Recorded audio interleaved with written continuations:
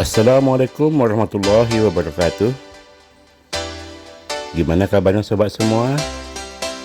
Mudah-mudahan kita semua senantiasa dalam keadaan sehat selalu dan dalam lindungan Allah Subhanahu wa taala, Tuhan yang Maha Kuasa. Amin ya rabbal alamin. Pada video kali ini kami ingin mencoba menelusuri sejarah kota beraksi api-api yang merupakan ibu kota dari Kabupaten Rokan Hilir, Provinsi Riau. Di daerah Rokan Hilir terdapat 3 wilayah kenegerian, yaitu Negeri Kubu, Bangko, dan Tanah Putih, yang masing-masing dipimpin oleh seorang kepala negeri yang bertanggung jawab kepada Sultan Siak. Berkenaan dengan sistem administrasi pemerintahan Hindia Belanda, distrik pertama yang didirikan di sana adalah Tanah Putih pada tahun 1890.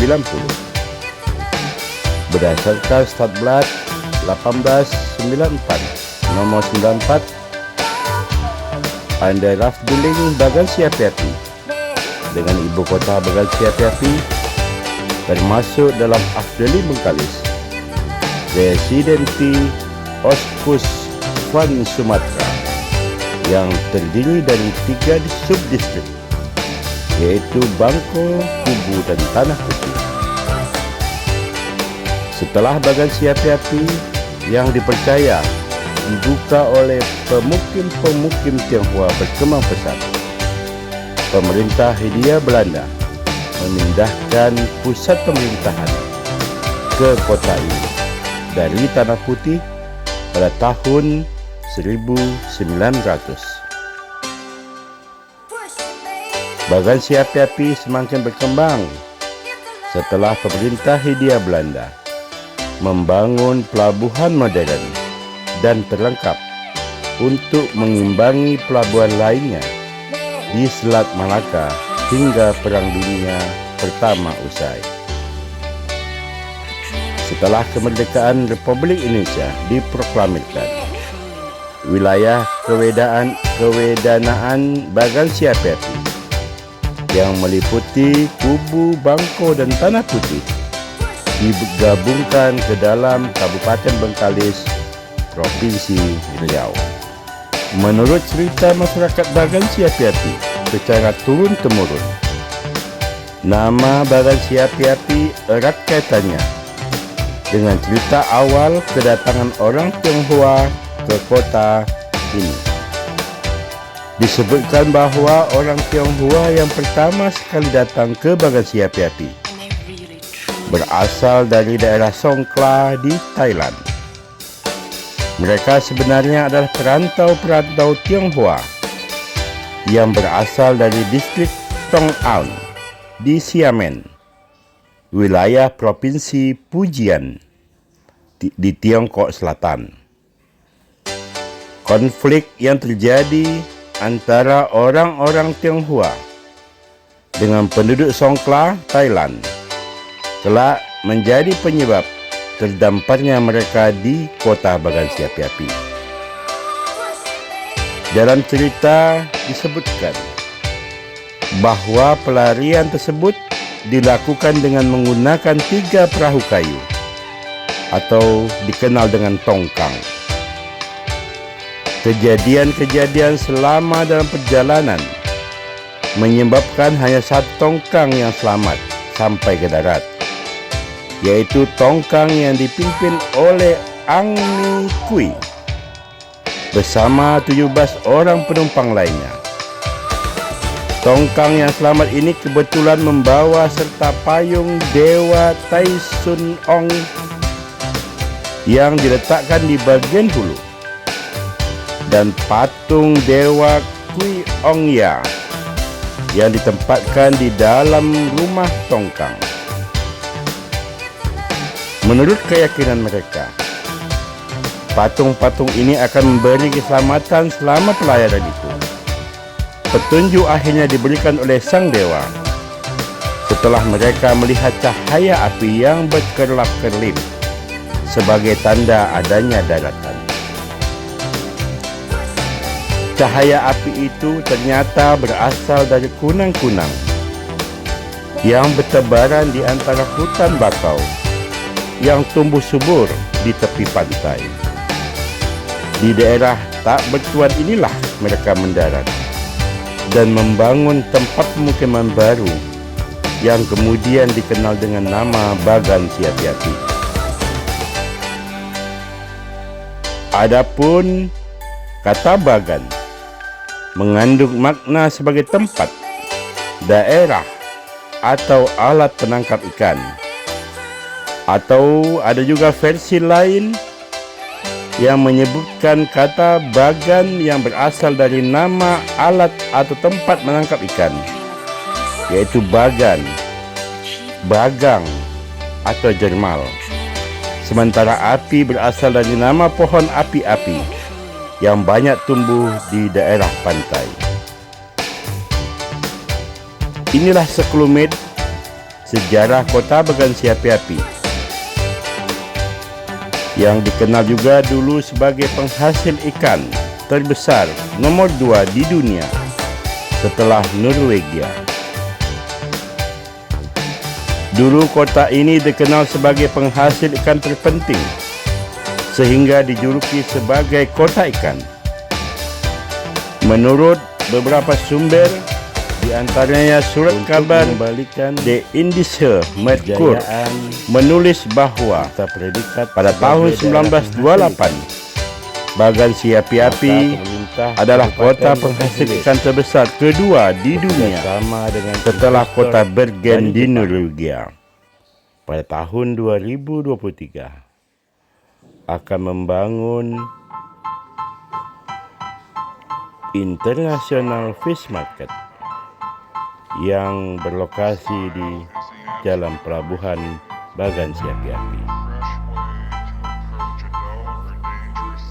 International Fish Market ini bisa berdampak besar terhadap perekonomian masyarakat yang akan tumbuh meningkat karena hasil tangkapan nelayan dari daerah Kinaboy, Panipahan, Pulau Halang, dan Bagan Siapi-api akan ditampung di pasar khusus dan bisa dikirim ke luar daerah dan ke luar negeri. Inilah sekelumit sejarah kota Bagan Siapi-api sebagai penghasil ikan terbesar kedua di dunia. Mudah-mudahan tayangan ini menghibur. Kami berharap kepada sobat semua untuk senantiasa memberikan dukungan berupa like, komen, share, dan subscribe. Kami akhiri dengan billahi taufiq hidayah. Wassalamualaikum warahmatullahi wabarakatuh. Dadah.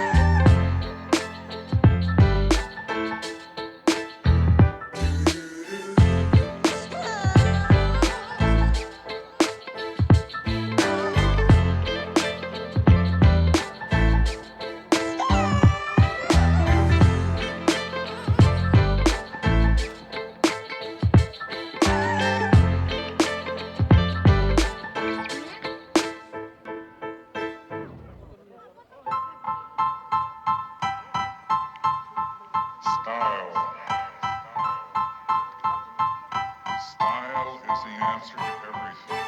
A fresh way to approach a dull or dangerous thing. To do a dangerous thing with style is what I call art.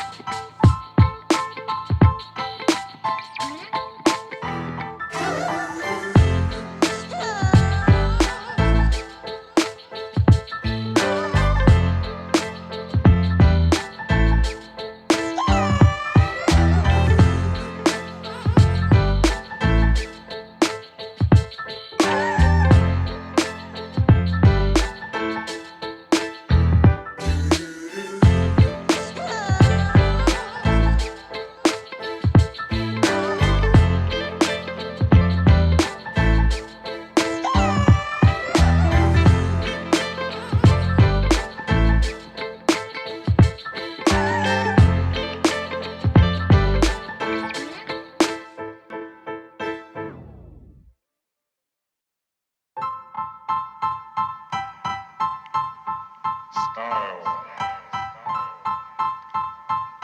Style is the answer to everything. A fresh way to approach a dull or dangerous thing. To do a dangerous thing with style is what I call art.